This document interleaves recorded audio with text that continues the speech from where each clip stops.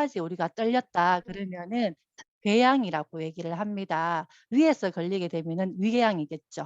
그리고 외막까지 장막천까지 뚫리는 경우를 우리는 뭐라고 하냐 천공이라고 얘기를 하는데 천공이 뚫리게 되면 천공까지 뚫리게 되면은 우리가 좀 응급 상태라고 보시면 됩니다.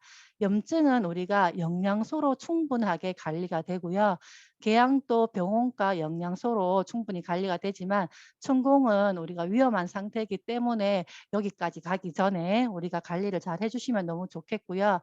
아래 그림은 뭐냐 하면 위암의 경우입니다. 그래서 이렇게 천공들이 이렇게 염증들이 점막 세포들이 다 뚫렸다고 생각하시면 됩니다. 그래서 여기에 꼭 필요한 영양소가 어떤 게 있냐 하면은 점막에는 점액질 분비가 잘 돼야 돼요. 그래서 카로틴 A, 비타민 A가 중요하고요. 그리고 점막 하층에는 혈액이 잘 흘러가야 되기 때문에 오메가3가 필요합니다.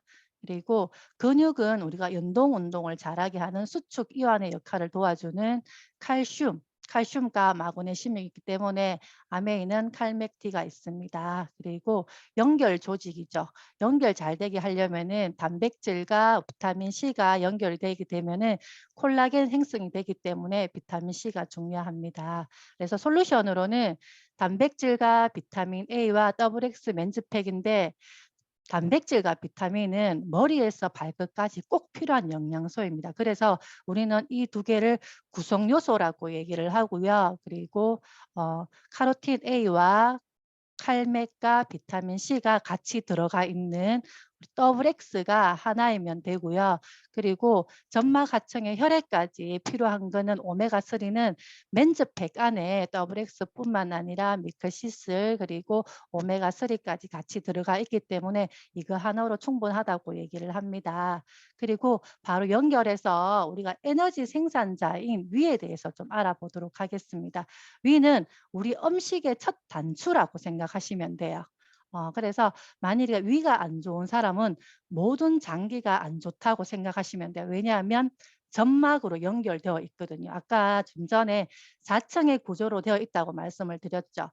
음식을 먹게 되면은 식도를 지나서 위를 지나서 십이지장으로 가는데 거기에 점막에도 이렇게 4층의 구조로 되어 있습니다. 그래서 점막이 항문까지 연결되어 있기 때문에 위가 안 좋으면 다른 장기에도 영향을 준다라고 생각하시면 너무 좋을 것 같습니다. 근데 위가 하는 일이 무엇일까요?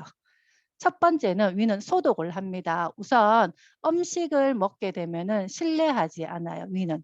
그래서 1차적으로 소독을 하는데 누가 하냐면 위산이 합니다. 위산은 pH 1.5에서 2 정도의 강한 강산인데 얘들이 다 소독을 합니다.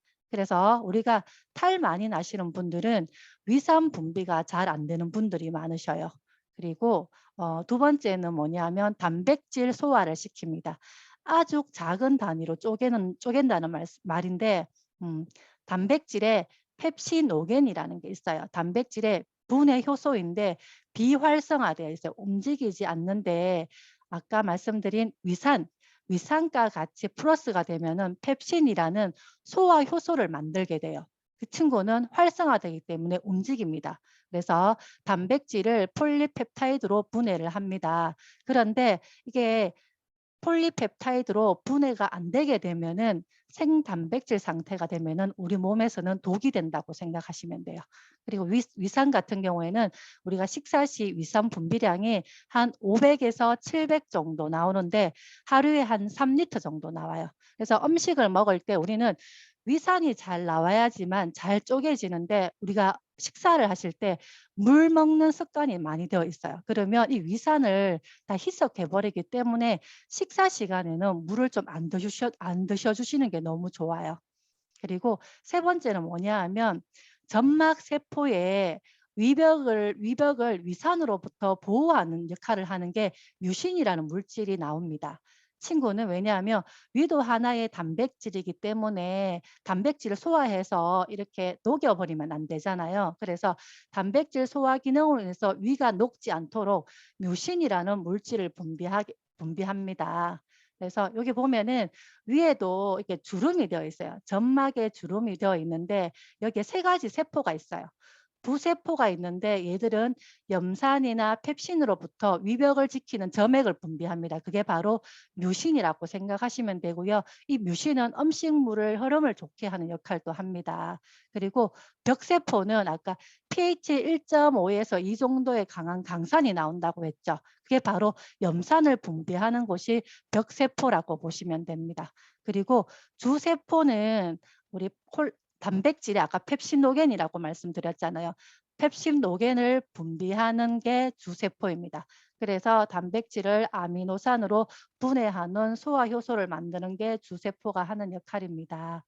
그렇다면 위산과 펩신노겐, 뮤신은 누가 분비하냐 하면은 점막세포입니다. 점막의 주름에서 분비하기 때문에 점막세포가 건강해야지 위가 건강하다고 생각하시면 되고요.